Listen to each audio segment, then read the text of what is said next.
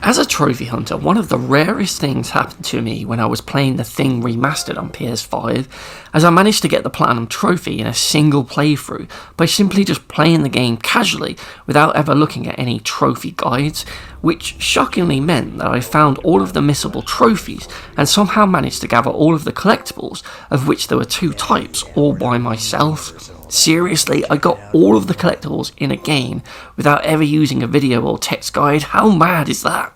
I don't think I've ever managed to do that before in any of the other games I've platinumed, as I'd usually end up missing a handful and not knowing where they are. I'd have to refer to a guide. So yeah, maybe I'm a trophy god now, or perhaps I just got really lucky and this is just a really easy and simple game to platinum. But either way, I'm feeling pretty cool about it. So the 2 collectible trophies require you to use all of the PCs and interact with all of the terminals to read all of the logs, and the other one is for saving at all of the save stations in the game. And for once in a game, these collectibles were seemingly put in natural places that you'd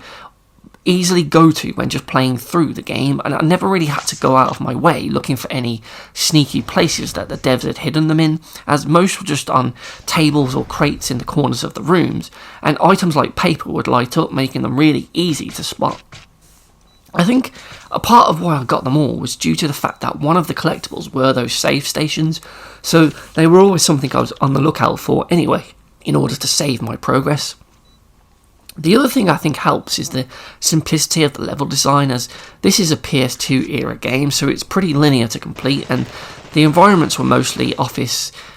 building rooms that you'd go in, with the occasional bit outside in the snow, so you could see into most of the locked rooms in these offices because there was always a window, so if you had a peek inside and you could see an item, you knew that you'd have to find a key or something nearby in order to make sure you went into this room. And the PCs were perhaps the trickiest part to find, as some of those that you came across wouldn't be accessible, as first you'd have to restore power to a nearby room's generator, so potentially those could be missed, but you'd likely have to restore the power to progress anyway, or light up the room so you could just see what's there. So it's all just things you're gonna do to progress, so in the end you probably still do that anyway. And I would say one downside of this was that the conspiracy theorist trophy for these terminals, the trophy was actually glitched at launch, and thankfully when I was partway through my playthrough, because I didn't get this game straight away, this actually got patched, and I think the fix was also retroactive too, as it would give you the 2 broken terminals if you had a save file, so maybe I did end up missing them when playing, but I'll never know for certain, so I'm just going to take the W there and say that I got them all naturally without ever using a guide. Even the missable trophies, like I said, I still stumbled across those just playing the game, and I found them really without trying. There was one for finding a corpse on a chair, and there was another one for, I think, finding a UFO, and there was another one that I can't remember now, but the UFO was right by this other trophy, so I got 2 of the trophies really early on in the game, and I think if you were to just somehow miss them because you didn't explore outside, you'd only have to replay a small bit of the game to go back and get them anyway, so they weren't really too much trouble. Likewise, the MISC trophies for like the 100% trust in a level with the AI teammates, they were easily done early on in the game, and when they popped, they were just a surprise as well. It was like, oh, okay, I did the thing. And most of the trophies are just like that, and I think the biggest threat that I thought would be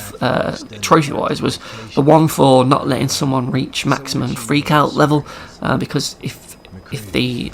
AI teammates get scared, they get nervous, they get suspicious, they'll just freak out, and if you don't give them items to calm them down, heal them, or leave them or clear rooms beforehand, they'll get too crazy and you'll void the trophy on that run. And this one was really annoying because you didn't know for sure if you got it or not until the very end of the game, as even though it's for only beating 1 level with that requirement, the actual trophy, for some stupid reason, doesn't unlock until the credits roll at the end of the game. So this one here is really the only BS trophy in the game, but only for the fact that you have to play through the whole game and hope that you've got it before it will actually unlock. I really do think it should pop upon beating a level, as the 100% trust trophy does, so why doesn't this one? It just seems really weird and a bit unfair for those unlucky few who beat the game thinking they've done it, only to not get the trophy at the end. And even I wasn't sure I'd done it, but looking back, I think I met those requirements a few times, but the game can be a bit jarring as you move from level to level. There's survivors just seemingly disappear between levels and loading screens. Well, that, or they're just quickly killed off in a blink and you'll miss it scene of an end-level movie, like those two dudes who didn't get into that lift in time for some reason. R.I.P. fellas, thanks for everything. So yeah, you basically do it by just giving them weapons, ammo, healing them, or giving them adrenaline to keep them calm. And one of the tips I think was good was to just leave them in a safe room that you cleared out and just move ahead first and kill everything as you go.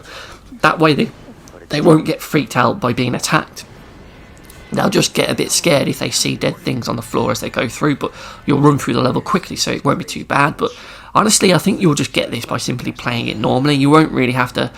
massively go out of your way to get them, as you'll want to keep the AI teammates happy anyway, as they help you get through the levels and open all the locked doors and things. So after those trophies, the rest are just story progression trophies and ones for killing certain story bosses, so you can easily get this platinum done in a couple of hours if you rush through. It's a really short but sweet game that's worth a playthrough, plus it's an easy platinum, and best of all, every other trophy in the game is a gold, so you can earn 11 golds and 1 platinum here, which is always nice for a trophy hunter, am I right?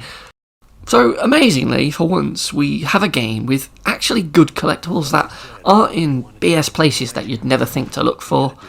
So sure, some are missable if you progress too far and you miss your chance to grab them, but most levels have a clear end path or an end objective, so as long as you observe your surroundings, you should know when you're about to end a level, so you should be able to go back and get them without a problem. However, of course, there is that one potentially BS trophy for those of you who had to do a second playthrough to get the Remain Calm trophy, and those who had to wait around for months and then do another run for the Critical Thinking trophy if that didn't auto-pop. So, in those scenarios, the Remain Calm and the Critical Thinking trophies in the Thing Remastered have to earn a BS trophy rating of